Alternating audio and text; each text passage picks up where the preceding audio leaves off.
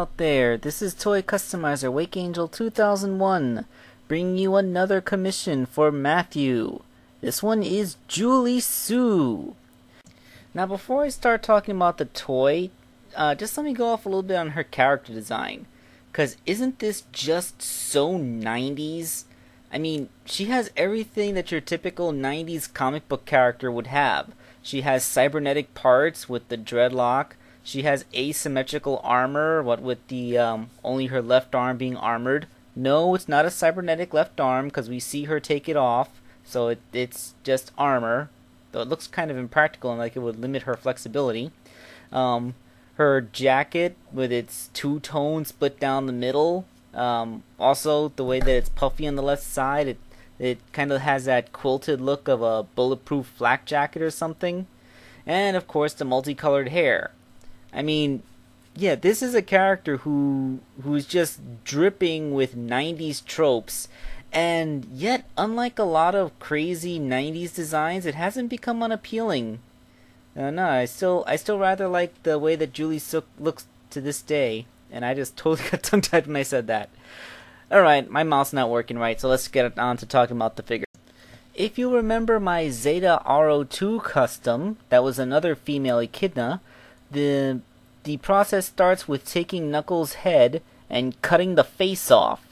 This is so that I can sculpt a more feminine face in its place, and Julie Sue has some more hair. As you can see, I also added some of her hair ornaments, because Julie Sue wears, hair ornaments, another asymmetry to her design.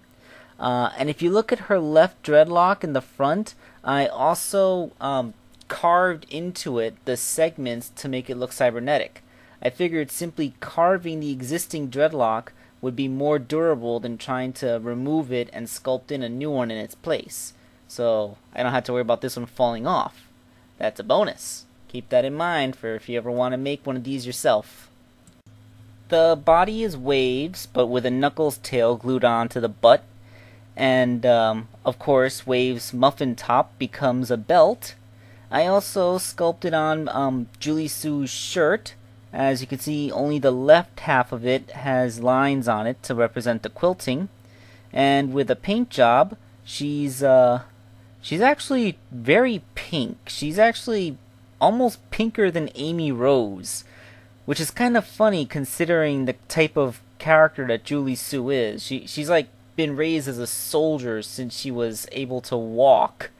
And it's kind of funny that she's so horrifyingly pink. I think that's just adorable.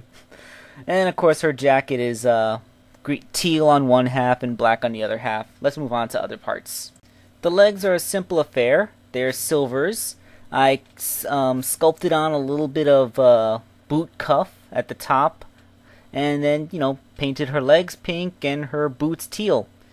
The hands are a little bit more complicated. They're actually Waves' hands, but the glove cuffs come from a Sonic figure which had been cut off for reasons. Either a Sonic figure or a Tails figure. Reasons! So I glued the cuffs onto Waves' hands and then sculpted over 3 of the fingers to create that 3-fingered mitten that Julie Sue has. Because, echidnas like to wear mittens, but Julie Sue needs to be able to pull triggers. That's very important for her. And here is the completed Julie Sue figure. I really like how she came out. She is just so adorable with her bubblegum pinkness and that stern expression and the silver metallic parts. And since I used Silver's legs, she's just that little bit shorter, so when you put her as a companion piece next to Knuckles, she doesn't look too tall. I really like how the way this came out. Alright, this is Toy Customizer Wake Angel 2001, signing out.